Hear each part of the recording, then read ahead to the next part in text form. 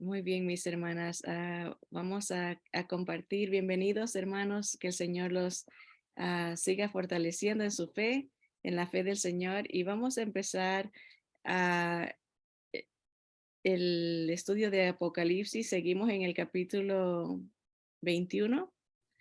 Déjenme compartir la pantalla aquí con mis hermanas del Zoom. Y hemos ya estudiado los primeros versículos del 1 al 7 nos quedamos la semana pasada, capítulo 21 de Apocalipsis. Este, ya nomás nos quedan 2 lunes más para terminar esta serie de Apocalipsis y si el Señor permite, el próximo lunes vamos a enfocarnos en la ciudad de Jerusalén, la nueva Jerusalén, la ciudad que viene del cielo, y de ahí la última clase en 2 semanas sería, si el Señor permite, sería para ya concluir el libro, ¿no? Así que la semana pasada hablamos un poco de la nueva creación que viene, ah, cómo el Señor en sí termina la historia de la humanidad como él quiso desde el comienzo, ¿no? Con una creación donde él era el rey, donde él era el señor de todo y podía tener comunión con el ser humano. Y vamos a leerlo para repasar. Y hoy nos vamos a enfocar en realidad en el versículo 5, que el Señor hace las cosas nuevas, del 5 hasta el 8, para ver quién no va a entrar a esta ciudad, que el Señor es una ciudad perfecta, es una ciudad am, donde Dios vive, ¿no? Entonces, básicamente ese va a ser el enfoque. Así que leamos para contextos del 1 al 8, ¿verdad? Así que dice, vi un cielo nuevo y una tierra nueva, porque el primer cielo y la primera tierra pasaron, y el mar ya no existía más. Y yo, Juan, vi la santa ciudad, la nueva Jerusalén, descender del cielo de Dios, dispuesta como una esposa ataviada para su marido. Notemos que aquí se le dan diferentes nombres a esta ciudad, ¿verdad? Es la ciudad santa, la ciudad, una ciudad diferente, una ciudad apartada, una ciudad perfecta, la santa ciudad. También se la conoce como la Nueva Jerusalén, ¿verdad? El Señor siempre tuvo en mente Jerusalén,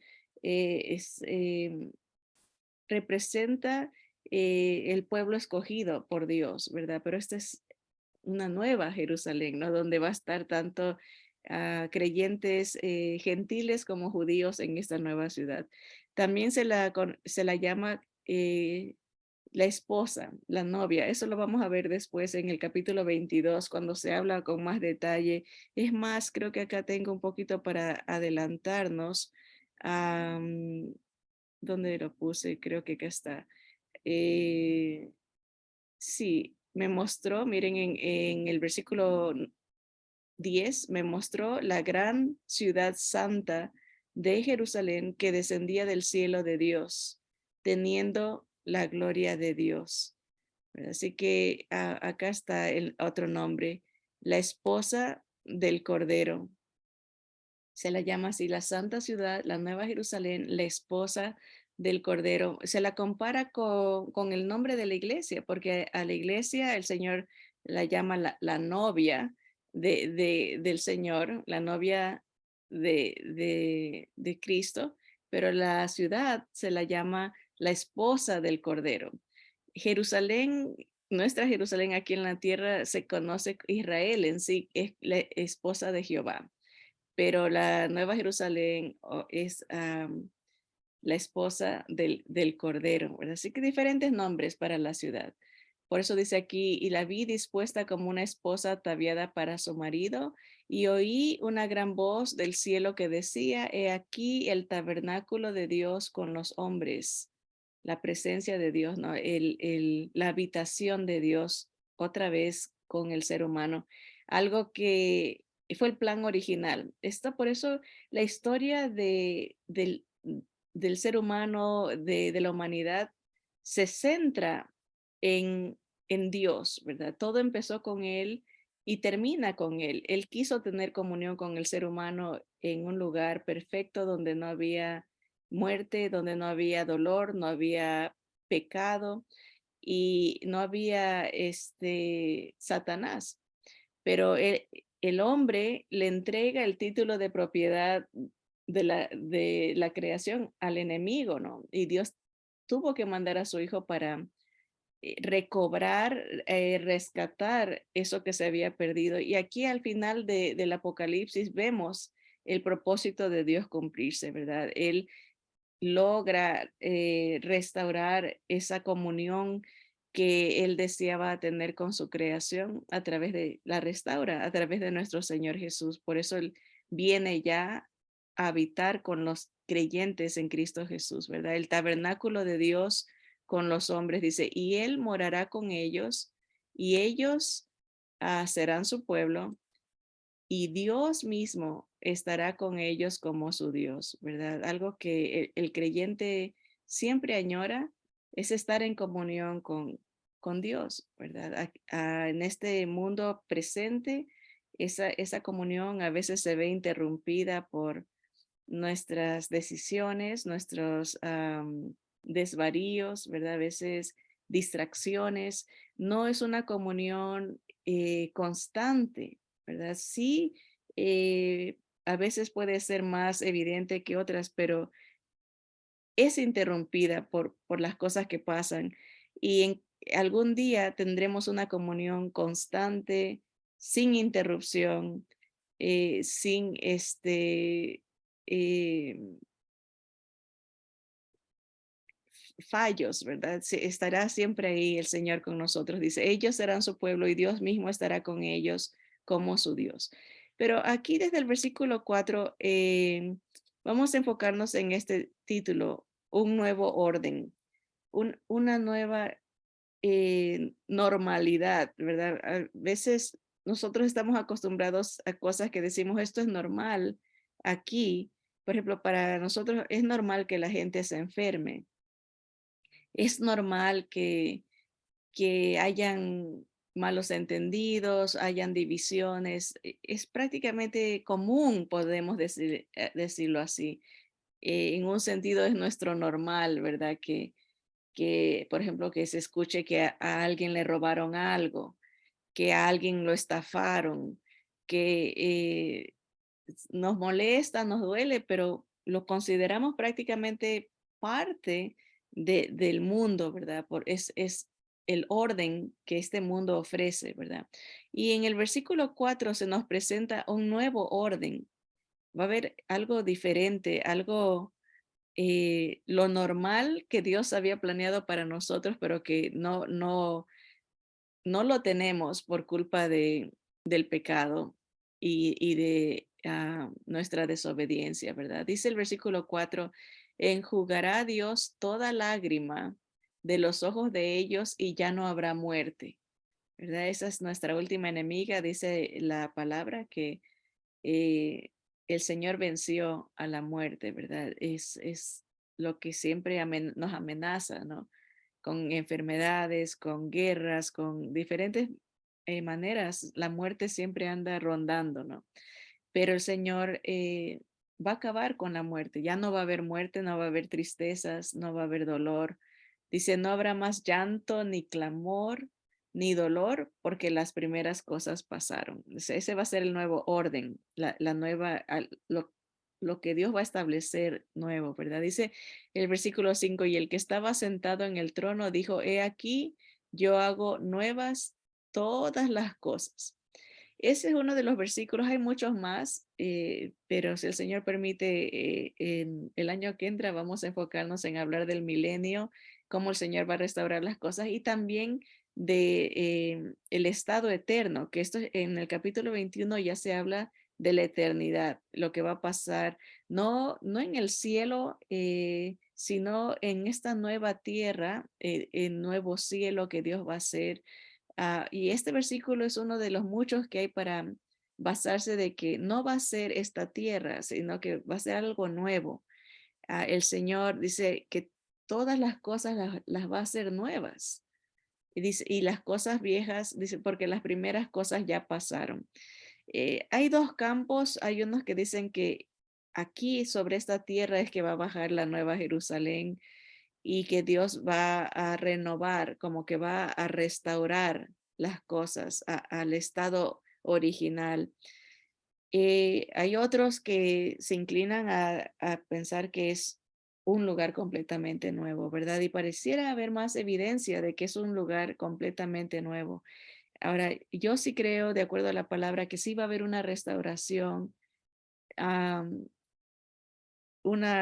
las cosas van a volver a como eran durante el milenio. Yo sí creo eso, que el Señor, porque dice que hasta el desierto va a florecer, algo, cada espina va a dar flor, algo hermoso, ¿no? Y la gente va a vivir más, va a ser como en los tiempos de Adán, ¿verdad? Del paraíso, ¿no? Que la gente eh, no, no lidiaba con las cosas que nosotros lidiamos ahora, ¿no? Pero a pesar de que Dios va a restaurar las cosas, en un sentido todavía hay una presencia mínima, pero sí la hay del pecado, ¿verdad? Y por eso vemos que al final del milenio la gente se revela y se reúne para combatir contra Dios, ¿verdad? Porque todavía existe esa naturaleza pecaminosa en la humanidad. Pero esa gente pasa, ¿verdad? Muere y de ahí vemos esto, lo que estamos leyendo, lo nuevo. El Señor hace todas las cosas nuevas, ¿no? Y para que toda la gente que viva en el milenio muera, pues tiene que, inmediatamente después de que dice, y el cielo y la tierra pasaron y ya no se encontró lugar para ellos, se ve el juicio del trono blanco, que es el juicio para los incrédulos. Así que sí, podemos decir que hay bastantes versículos que hablan de que las cosas van a ser hechas nuevas, va a haber una nueva creación, ¿verdad? Dice, y me dijo, sigamos en el versículo 5, y me dijo, escribe, porque estas palabras son fieles y verdaderas. Y me dijo, hecho está. Yo soy el alfa y el omega, el principio y el fin. A manera de repaso, saben, el alfa es la letra A en el alfabeto griego y la omega es la Z. El Señor está diciendo, yo soy la razón de todo. Yo comencé las cosas, yo las acabo, ¿verdad? Es todo acerca de mí, ¿verdad? Es todo acerca de cómo yo triunfo. Está diciendo el Señor, yo soy el principio y el fin, el propósito de todo, ¿verdad? Dice, y am, al que tuviere sed, yo le daré gratuitamente de la fuente de agua vida, del agua de la vida. La invitación del Señor ahorita está vigente, ¿no? Va a llegar un momento en que ya se cierra la puerta, como con toda historia, ¿no? Como en el tiempo de Noé, llegó un momento en que ya se cerró el arca, ya no hubo tiempo para más, ya no hubo más predicación, más llamado al arrepentimiento, ya se acaba la oportunidad, pero hasta el momento que Juan está escribiendo esto, el Señor sigue invitando. Vengan, yo soy la fuente de la vida, yo soy la fuente de la restauración, del perdón, de la esperanza, porque este mundo se va a acabar, eso es lo que está diciendo el Señor. Las cosas van a pasar, no te aferres a lo visible, porque va a venir algo que el Señor está preparando, que para nosotros ahorita es invisible, pero se va a hacer presente, ¿no? La invitación, ¿no? Ven, ven, todavía hay tiempo. Versículo 7 dice, el que venciere heredará todas las cosas y yo seré su Dios y él será mi hijo, ¿verdad? Siempre la victoria está en relación con Jesús, ¿verdad? Nosotros vencemos porque Él venció. Por eso Él siempre nos decía, eh, por, por lo que Él logró es que nosotros podemos declarar victoria, ¿verdad? Así que es en Él, en Jesucristo, en el Señor Jesús que tenemos el poder para vencer y la esperanza, ¿verdad? Para seguir adelante, ¿verdad? Hay una herencia, hay algo que nos espera, hay algo que por fe, por eso dice, no, la fe es la certeza, la seguridad de las cosas que no vemos, lo invisible, ¿no?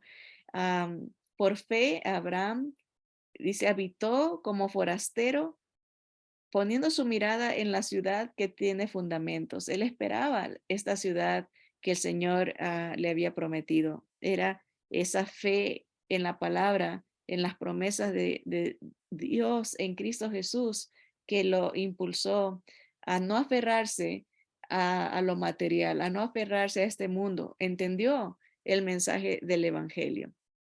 Así que ese va a ser el nuevo orden. Aquí vamos a ver más o menos así se imaginan, aquí los hermanos pueden ver la foto, ¿verdad? De un nuevo mundo y la nueva Jerusalén tiene una forma de cubo. Es las dimensiones son octagonales, ¿verdad? Creo que un cubo tiene 8 lados, ¿verdad?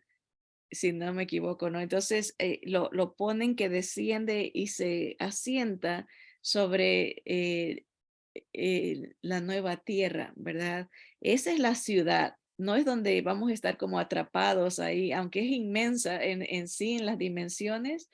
am, Vamos a estudiar eso si el Señor permite la próxima semana, qué tan vasto es ese lugar de la ciudad, no, no. eh, Son varios kilómetros para arriba, para un lado, para abajo. Tiene varias dimensiones, tal vez como pisos, podríamos decirlo así, pero no vamos a estar ahí atrapados. En el planeta vamos a ver cosas que hacer. La ciudad es como nuestro lugar de comunión, de reunión, pero va a haber, o sea, es mucho, va a haber mucho. Hay cosas que la palabra no nos dice, pero este, sacamos deducciones, ¿no?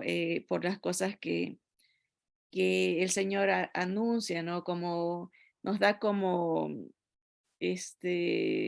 pequeñas ideas, ¿no? Como decir, eh, dice, hagan tesoros en el cielo, ¿no? Tesoros en las cosas de Dios, porque el Señor va a dar recompensa, ¿verdad? Y a uno le va a encomendar que se encargue de, de administrar algo más que a otro, de acuerdo a la fidelidad. Va a haber trabajo, pero no nos vamos a cansar, va a ser algo que nos vamos a deleitar en hacer, ¿verdad? Así que no va a ser algo como, hay gente que tiene idea, ¿no? Estar con Dios es aburrido, no va a dejar que hagamos esto. Hay gente que se pregunta, ¿habrán animales o no habrán animales? Yo quiero que hayan perritos, yo quiero que estén los gatos. Y es ilimitado lo que Dios va a crear en este lugar, ¿no? Si ahorita vemos cosas maravillosas, es algo eh, tremendo imaginarse que no habrá en este nuevo planeta, ¿verdad? En esta nueva tierra, ¿verdad?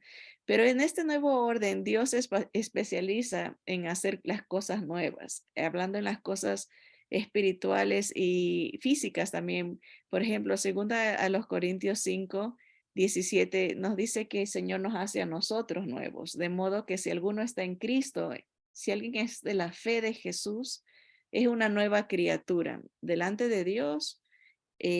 Somos ya diferentes, tenemos a su espíritu que nos hace diferentes a los terrenales. Por eso dice que nosotros ya no somos de este mundo, porque tenemos otro dueño, tenemos otra visión, tenemos otra mentalidad dada por Dios, de acuerdo a su palabra, ¿no?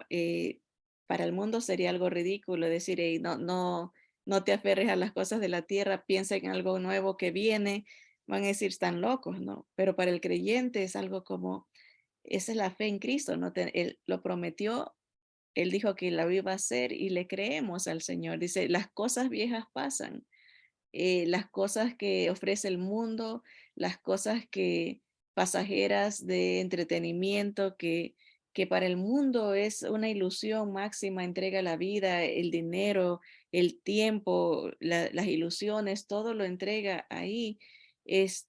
Para el creyente, no, porque no se enfoca en lo terrenal, sino en lo que viene eh, como esperanza y promesa del Señor, ¿no? Pero empieza con nuestro nuevo nacimiento. Dios nos hace nuevos, entonces nos da una nueva proyección, una nueva mentalidad, nuevos deseos, podemos entender lo que Dios nos ha explicado en su palabra y hay un nuevo enfoque. Por eso es que somos tan diferentes a los que no tienen la fe de Cristo, porque no tienen el espíritu del Señor, entonces no pueden relacionarse con el Señor de la manera que uno se relaciona. Pero eso es algo en preparación. Primero el Señor nos tiene que hacer nuevos en Cristo, tener un nuevo espíritu para después darnos un nuevo cuerpo para poder tener acceso a entrar ante su presencia. Y así está haciendo todas las cosas nuevas, ¿verdad? Acuérdense, está tratando de regresar a lo original, donde el ser humano puede verlo, donde el ser humano puede caminar con él, conversar con él. El Señor hablaba y se paseaba en el Edén con Adán y Eva, y ahora, pero por el pecado eso ya se rompió, no se puede hasta que el Señor Jesús restaura esa nueva relación, nos hace nuevos, nuevo espíritu, ¿verdad? Y en un futuro no muy lejano, un nuevo cuerpo en Cristo Jesús. Ezequiel 36:26 nos habla de un nuevo corazón y habla también del nuevo espíritu. Dice, os daré corazón nuevo y pondré espíritu nuevo dentro de vosotros, y quitaré de vuestra carne el corazón de piedra, y os daré un corazón de carne, ¿verdad? Aunque seguimos siendo humanos, ¿verdad? Pero ante Dios tenemos una nueva naturaleza en el sentido espiritual. Ya no estamos muertos en nuestros delitos y pecados, hemos nacido a una nueva relación con Él que en Cristo, ¿no? Que nos faculta, nos da acceso a esta nueva ciudad, que es lo que el Señor nos va a anunciar en el último versículo, ¿verdad? El versículo 8, 7 y 8. Regresemos a leer esto. Dice, el que venciere heredará todas las cosas y yo seré su Dios y él será mi hijo. Se vence en la fe de Cristo, ¿verdad? Permitiendo que Él nos haga nuevos en Cristo Jesús, una nueva criatura, un nuevo espíritu, el espíritu del Señor Jesús en nosotros, con una proyección, un corazón diferente, un corazón de amor a Dios, un corazón de amor al prójimo. Es una mentalidad diferente, ¿verdad? Así que el Señor nos está preparando en Cristo para lo que viene, ¿no? Y de ahí en este versículo vamos a acabar, dice, pero los cobardes e incrédulos, los abominables y homicidas, los fornicarios y hechiceros, los idólatras y todos los mentirosos tendrán su parte en el lago que arde con fuego y azufre, que es la muerte segunda. El que, el que no entra a esta ciudad, la Nueva Jerusalén, la ciudad santa de Dios o la esposa del Cordero, los diferentes nombres que se le da a este lugar, tendrá otro lugar, ¿verdad? Y la palabra lo dice, va a ser un lago de fuego que arde. Es un lugar de tormento, un lugar separado y alejado completamente de Dios. Dios, la gente siempre que ha rechazado al Señor no desea nada con Él y el Señor les concede el deseo. No quieren estar con Él, no quieren saber de Él, no quieren escuchar de Él. La presencia de Dios les ofende, les fastidia y el Señor respeta eso. El Señor no se impone a nadie, el Señor no forza a nadie y dice, está bien, no quieres estar conmigo, vas a estar lejos de mí. Y eso es la condenación. Eso es lo que sufrió nuestro Señor Jesús. El sentir alejamiento de Dios, el castigo, Él lo sufrió para que nosotros no lo suframos. Por eso Él a gran voz clamó, Dios mío, ¿por qué me has desamparado? ¿No? Es sentir el vacío, ¿verdad? Como la vida, como estar nosotros, nunca sabremos ¿Qué se siente eso por la misericordia de Jesús? Él la sufre para que nosotros, los creyentes, no lo suframos. El que no cree en Cristo Jesús como el dador de la vida, el Salvador, el único y suficiente mediador, sufrirá esa condena, ¿no? La separación, el no poder entrar a esta ciudad, a, a este lugar perfecto, ¿no? Y se nos da una lista, ¿no? Ya hemos hablado del nuevo orden, lo nuevo. Bueno, antes de hablar de la lista y de esta nueva satisfacción que vamos a tener al ser ya ver la presencia de Dios, estar en la presencia de Dios y como dice aquí, saber que ya hemos vencido y que hemos heredado ah, lo que Dios ha preparado, ¿no? Es muy satisfactorio llegar a la meta, ¿no? Triunfar en Cristo Jesús, ver el propósito de Dios cumplido en nosotros, ¿no? El que empezó la fe, la acaba. Él es el autor y consumador de nuestra fe.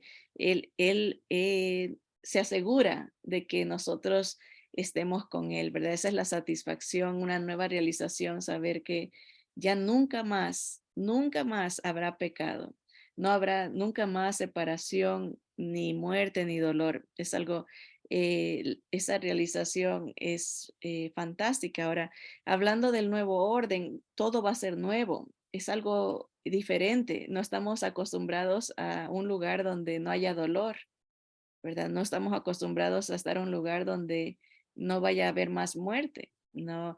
Hay gente que comúnmente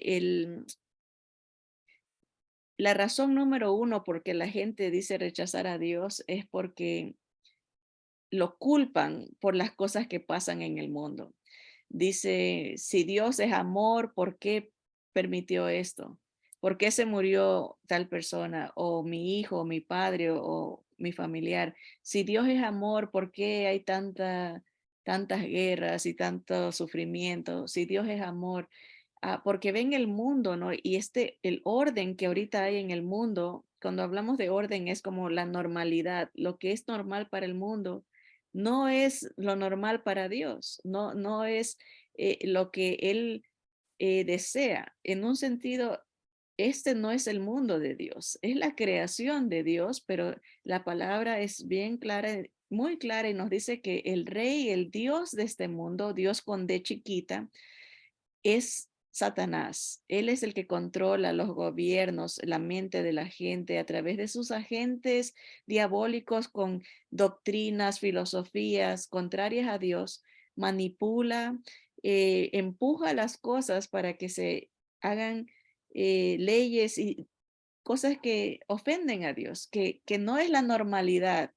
Vivimos en un mundo controlado por Satanás. A veces se le echa la culpa a Dios por los huracanes, las cosas, hay las compañías de aseguranza. Dice, por ejemplo, que ellos no se hacen responsables si por un acto de Dios, por ejemplo, un terremoto o algún huracán, le echan la culpa como que si Dios es el que manda eso.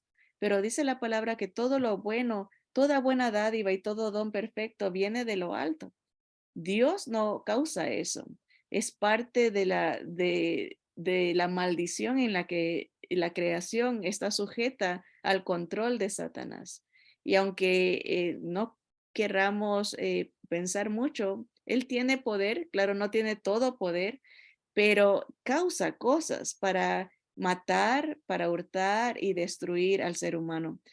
Pero siempre hay la tendencia de echarle la culpa a Dios, pero Dios es en su gracia que no morimos todos de un solo. El Señor limita, ¿verdad? Como no le permite o está administrando las cosas para que no estemos en un caos total. Algún día vendrá un caos total cuando el Espíritu del Señor ya no esté aquí, nos lleve a nosotros y ahí se va a desembocar el movimiento diabólico en el ambiente, va a haber gran destrucción, porque el Señor levanta su mano, ya deja que el mundo corra el curso que el ser humano desea, ¿verdad? Que es siempre apartarse lejos de Dios. Pero en la normalidad de Dios no está esto. En la normalidad de Dios no está la muerte, no está el dolor, no está la división, como dice aquí, no está las lágrimas, no está el clamor, ¿no? El por qué, no, no, eso ya no, esa no es la normalidad de Dios. Y ¿dónde es lo normal de Dios? En la nueva ciudad que Él está haciendo. Pero el creyente muy poco se enfoca en ese punto, ¿verdad? El punto triunfante, el triunfo de llegar a estar con el Señor en esta ciudad, ¿verdad? Pero terminemos con el versículo 8. Dice, ¿quién no entrará en esta ciudad de Dios, verdad? La primera lista, en la lista, la primera categoría de personas que no van a entrar, dice, son los cobardes, ¿verdad? Esa palabra es la palabra deilos o se pronuncia dilos, que quiere decir los tímidos o temerosos. Por implicación quiere decir los que no tienen fe, pero fe en Cristo. ¿Verdad? Porque aquí es tan importante aclarar, no es cualquier tipo de fe. Hay gente que dice, nomás ten fe, todo va a salir bien, ten fe. ¿Pero fe en qué? Eso es lo importante, hay que acabar la oración, ¿no? No solamente se trata de creer en algo, ¿verdad? Hay gente que le pide a todos, ¿no? Tú tienes fe en esto, tú tienes fe en el otro, tú tienes fe en otro, todos oren porque todos tienen fe y a ver quién le atina y a ver si juntos, dice, no me importa que tú creas en algún espíritu o tú crees en alguna imagen o tú crees en esto. Lo importante es la fe, pero eso no es lo que nos dice la palabra. La palabra es muy exclusiva.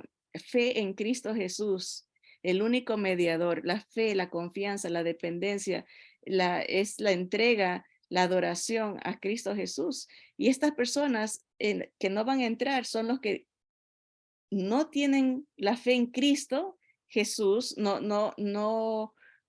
confían en él y por eso tienen temor, tienen desconfianza, tienen timidez, ¿verdad? Porque el que no tiene a Cristo no tiene nada, no tiene seguridad, no tiene esperanza, no tiene paz, porque es Jesús el que nos trae la paz para con Dios, ¿verdad? Él es el que nos asegura el futuro, ¿verdad? Diciendo, yo he vencido, yo los voy a llevar a donde yo estoy.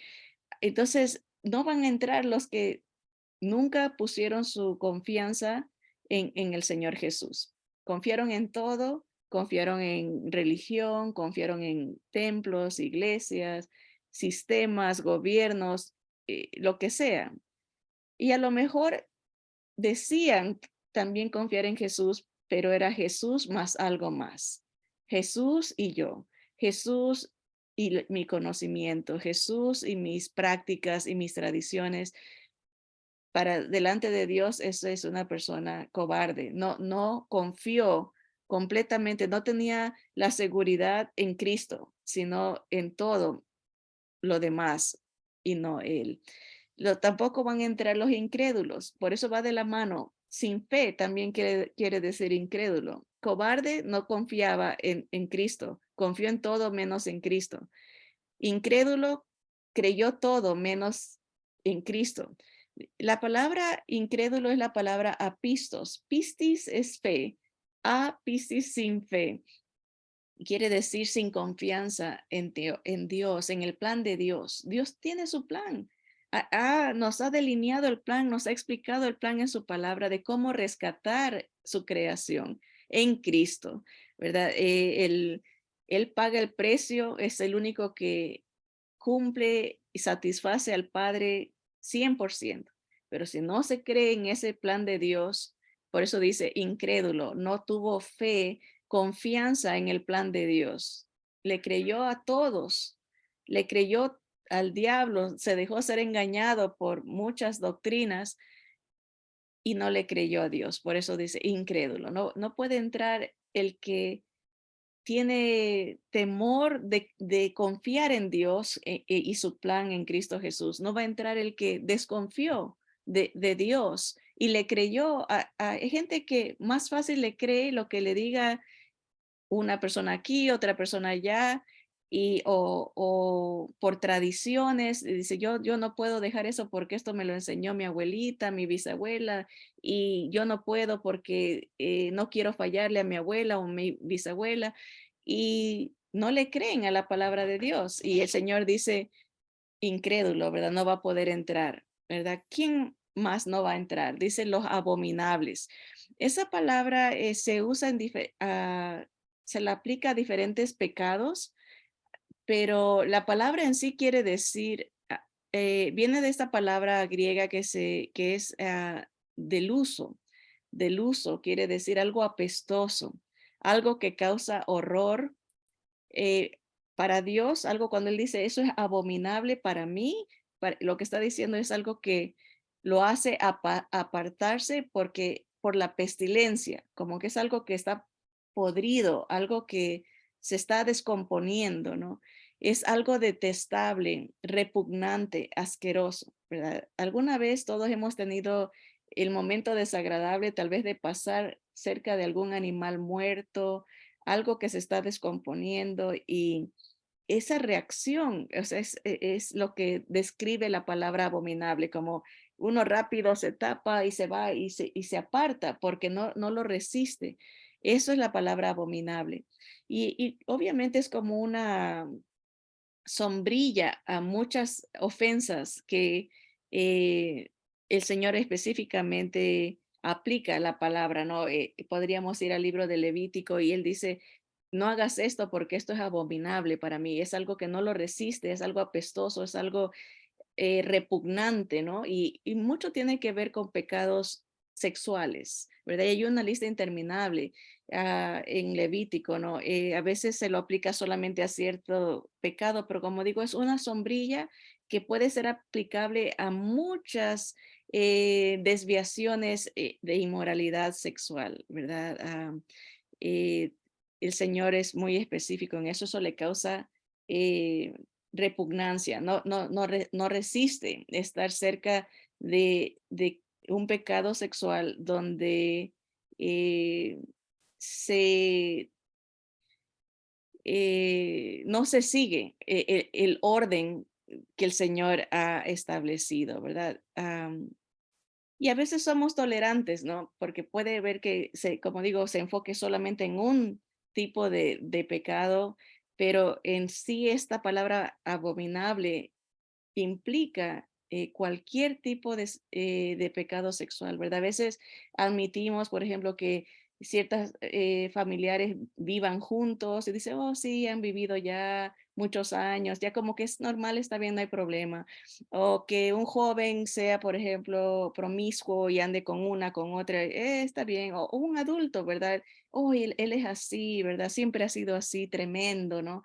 Como que es justificable, ¿no? Pero ¿por qué? Porque para nosotros es normal, ¿no? Es nuestra normalidad, es el orden de este mundo, la mentalidad del mundo es así, pero no es la mentalidad de Dios. Él no puede estar cerca, por eso para él es repugnante. Dice, eso no va a entrar a mi ciudad, ¿verdad? Así que a veces solamente la presencia del Señor nos puede hacer entender la gravedad de todo pecado delante de Dios, ¿verdad? De otra manera lo justificaríamos, ¿verdad? A veces la gente, por ejemplo, vamos a ver la lista, habla de los mentirosos.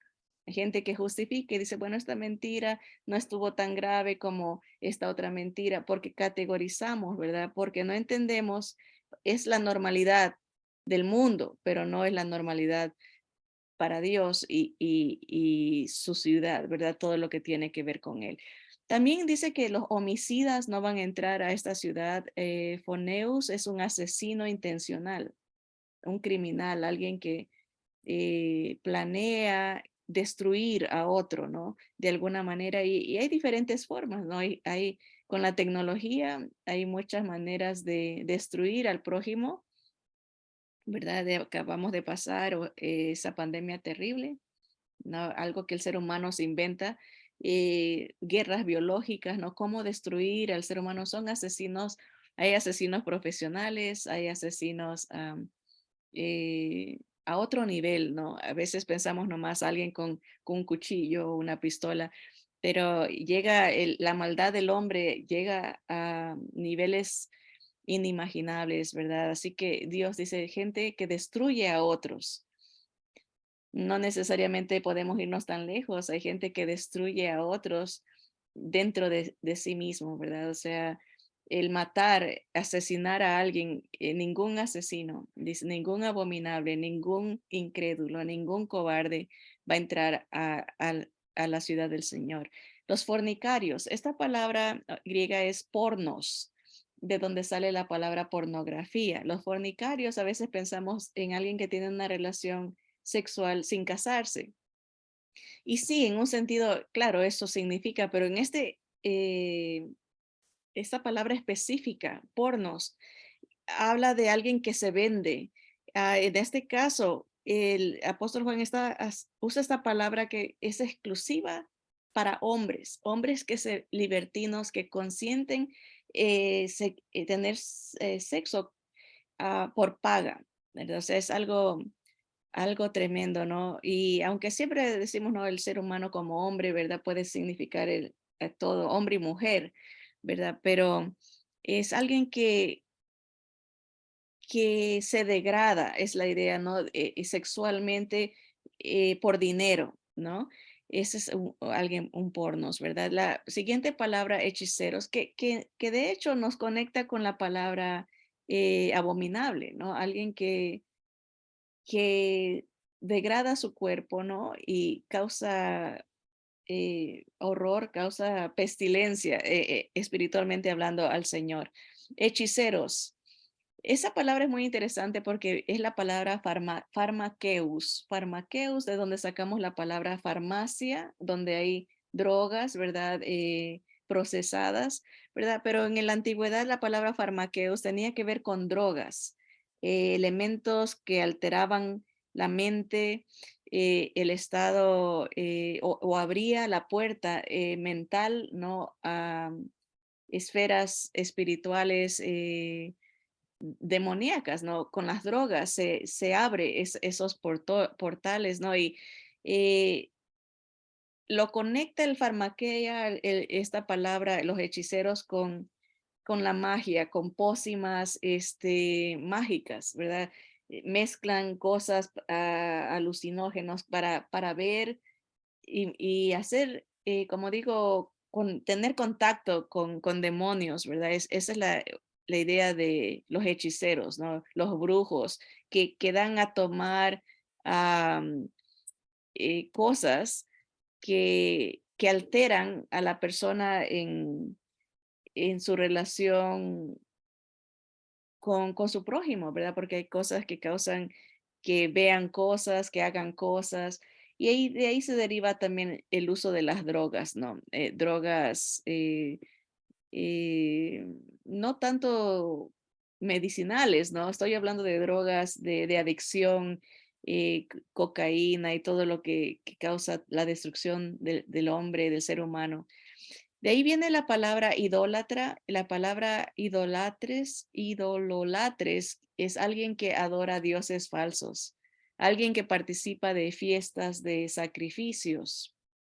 Todos los dioses humanos falsos requieren que el ser humano se sacrifique, que se lastime, que haga obras de sacrificios. Esos son los dioses falsos. Pero el Dios verdadero se sacrifica él para que nosotros podamos ser libres. No pide sacrificios, porque el único sacrificio aceptable para el Padre es el sacrificio perfecto de su Hijo, ¿no? Entonces hay una gran diferencia. Hay gente que quiere sacrificarse para alcanzar el favor de Dios. Eso es considerado para Dios una persona idólatra que cree que por sus esfuerzos complace a Dios. El que único que complace a Dios es nuestro Señor Jesús y el que confía en ese sacrificio agrada al Padre. Esa es la diferencia, el que adora a Dios y el que se adora a sí mismo, porque cuando uno dice, yo puedo, si me sacrifico, voy a llegar al cielo, ofende el plan de Dios en el Hijo, lo está rechazando al plan perfecto de Dios y se convierte en una persona idólatra. Alguien también que adora imágenes, no solamente sigue los sacrificios, sino que tiene imágenes y las sirve. Esa es la palabra, estoy hablando de la palabra idololatres, que de donde sacamos la palabra idólatra. Esa palabra quería decir alguien que participaba de sacrificios, tenía imágenes, pero también alguien que codicia el dinero, alguien que ambicioso, alguien que se entrega a la adquisición de cosas. Esa es una persona que no está conforme con lo que Dios le da, es una persona codiciosa, dice, y eso la palabra lo conecta con la idolatría, es una persona que adora al Dios Mamón, así le llama la Biblia, al Dios del dinero, que está saque y saque y saque, ¿verdad? Es algo que nunca satisface, una persona codiciosa nunca está satisfecha. Y en un sentido muestra ingratitud a Dios porque le está diciendo, no, no estoy conforme con lo que tú me has dado, no, no, yo quiero más, y eso es un idólatra, y no, dice los idólatras, los codiciosos, no entrarán a la ciudad del Señor, ni los mentirosos, esa palabra es pseudes, de donde sacamos nosotros la palabra pseudo, ¿no? Como algo que está imitando, parece, algo engañoso, ¿verdad? Los mentirosos, los que aparentaron creer en el Señor Jesús, los que tenían una forma de piedad, pero era un engaño, nomás era por fuera. Dios conoce lo, lo que está dentro. Si no está el Espíritu de Cristo, el Señor, esa persona no ha nacido de nuevo, no tiene acceso a la ciudad. Mentiroso, pseudo, quiere decir una persona engañoso, falso, malvado, que no es cierto, está errado, ¿no? Es pura apariencia, pero no es legítimo, o sea, es algo falso, es algo, una imitación sería eso, no es genuino, no es genuina la fe en Cristo en esa persona, fue una tradición nomás, o una costumbre, tal vez una imposición familiar, ¿no? Porque todos lo hacían, también iba a la iglesia o parecía como que era creyente, pero no tiene la fe de Jesús, era un engaño, una apariencia, una falsedad.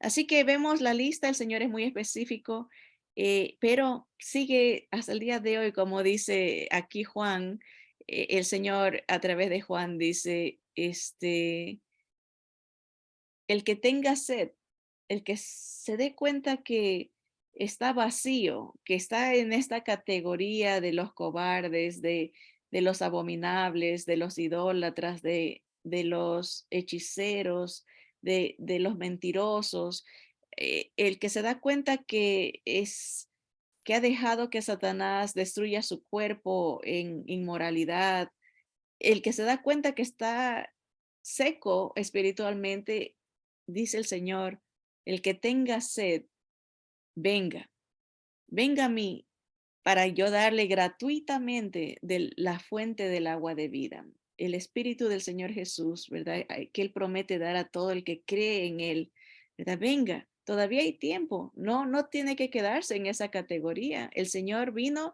para rescatar al perdido.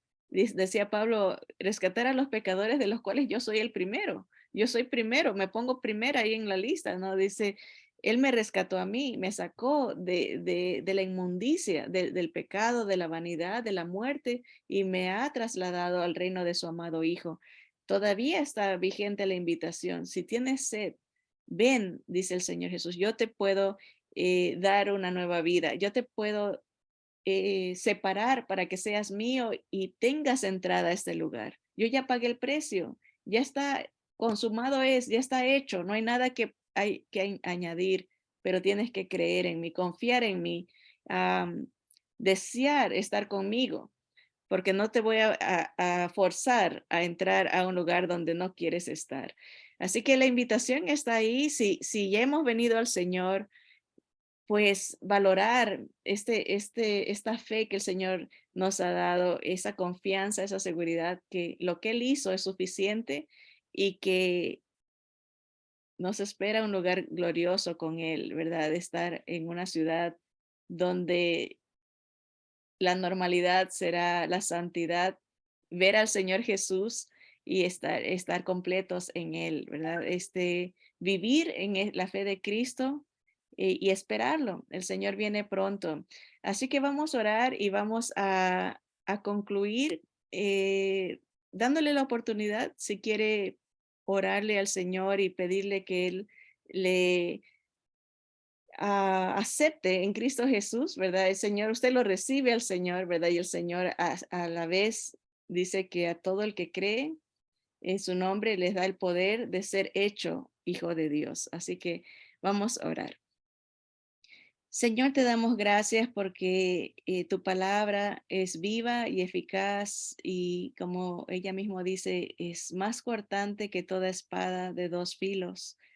Penetra hasta partir el alma, nos convence de pecado, de juicio y de verdad, Señor, de justicia, porque el Señor Jesús ya pagó la deuda. Nos convence de pecado, abre nuestros ojos a la realidad del presente y lo que viene. Señor, gracias porque tu Espíritu Santo sigue invitando, sigue rescatando.